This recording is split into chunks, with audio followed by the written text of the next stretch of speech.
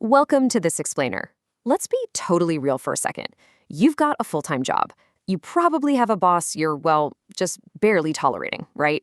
You've got that daily commute that absolutely drains your energy and a paycheck that somehow miraculously vanishes into thin air before the next one even hits your account. But somewhere in the back of your mind, you've got this brilliant business idea you've just been sitting on for years. Well, Today, we're going to definitively dismantle the myth that you have to quit your day job to start a successful business. Seriously, you do not need to take this massive, blind leap into the unknown. You just need to build a bridge. And today, I'm going to show you exactly how to walk across it, step by step. Here is exactly what we're covering: the entrepreneur's dilemma, the 3 mental blocks, why your job is an asset, our 5-step playbook, and your next move. Kicking things off with part 1, the entrepreneur's dilemma. We all know that heavy, sinking feeling, don't we? Sitting on a brilliant concept for years.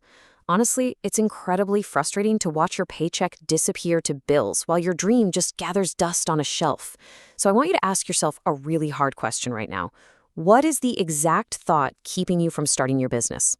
I really want to acknowledge that specific, heavy fear that just instantly kills your momentum every single time you feel a spark of inspiration and think about taking the leap. It almost always sounds something like this.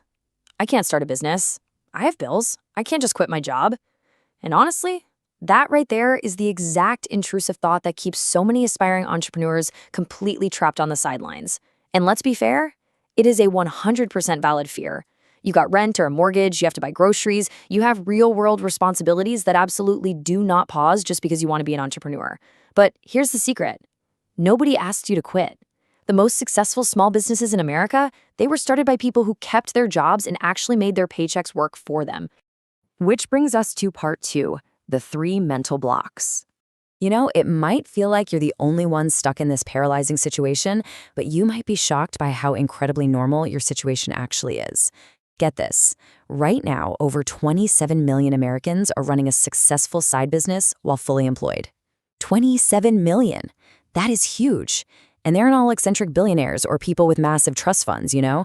They are people exactly like you. Teachers, accountants, mechanics, who simply decided to start building a bridge while they were still working their day jobs. And they are absolutely taking this seriously. These focused individuals aren't just dabbling around. They're generating an average monthly side income of $1,700 to fund their lives. I mean, think about how an extra $1,700 a month would change your financial landscape. For most of us, that completely covers a mortgage payment. Or it's a family vacation fund. Or actually, even better, it's the exact capital you need to reinvest and scale the business further without ever touching your primary salary. And if you're worried this is going to take forever, the data shows it only takes an average of 18 months to transition from a part-time side hustle to a full-time business. Just a year and a half. When you actually think about it, that's shorter than an associate's degree. It's less time than a lot of people spend planning a wedding. This completely demystifies the timeline to working for yourself. It is a focused, highly manageable sprint. It's not a lifetime sentence. So, if it's that doable, why do so many people fail to even begin? Well, let's completely rewrite the 3 biggest excuses holding you back. First up, the fear of failure. You know, that paralyzing thought that everything has to be totally perfect before you launch, which basically keeps you permanently stuck in the planning phase. Second, no time. This is the illusion that you need infinite hours. In reality, swapping just 2 hours of watching Netflix on the couch for 2 hours of building your business is literally enough to get off the ground. And third, no capital. This is the absolute myth that you need like $10,000 to begin, when most modern service businesses can be started for under $500. Every single one of these, they're just stories you're telling yourself. Let's look at part 3, why your job is an asset. It is time for a massive paradigm shift regarding how you view your current employment. Because listen, the most successful founders out there, they do not view their day job as an obstacle at all. You've got to flip your perspective. The old mindset says your job is a roadblock, but the new mindset, it dictates that your job is your ultimate funding vehicle. Keep in mind, Sarah Blakely famously sold fax machines door to door before founding Spanx. Phil Knight, he sold running shoes out of the trunk of his car while teaching accounting to pay the bills. They didn't view their 9-to-5 as a trap. It was the engine that paid their rent, so their minds were entirely free to innovate. It empowered them to take calculated risks without the very real threat of starvation. In fact, your job provides 5 hidden advantages. Number 1, it gives you steady income that completely removes that stressful day 1 monetization pressure. 2. It covers your health insurance basics so you aren't risking your physical well-being. 3. It builds a ready-made network of potential clients. 4. It hones transferable, sellable skills. And finally, number 5, it forces you to be hyper-focused with your time. Have you ever heard of Parkinson's Law? It's this idea that work expands to fill the time you give it. When you only have 2 hours on a Saturday morning, you're not wasting time picking out the absolute perfect logo font. You actually go out and sell. Having limited time genuinely makes you ruthless with your execution. All right, moving into part 4, the 5-step playbook. Now let's see how this builds upon your new mindset. This is where we drop the theory and give you a super concrete, step-by-step roadmap forward. We are going to walk through these 5 methodical steps to get you from an overwhelming concept all the way to an executing business owner without ever risking your livelihood.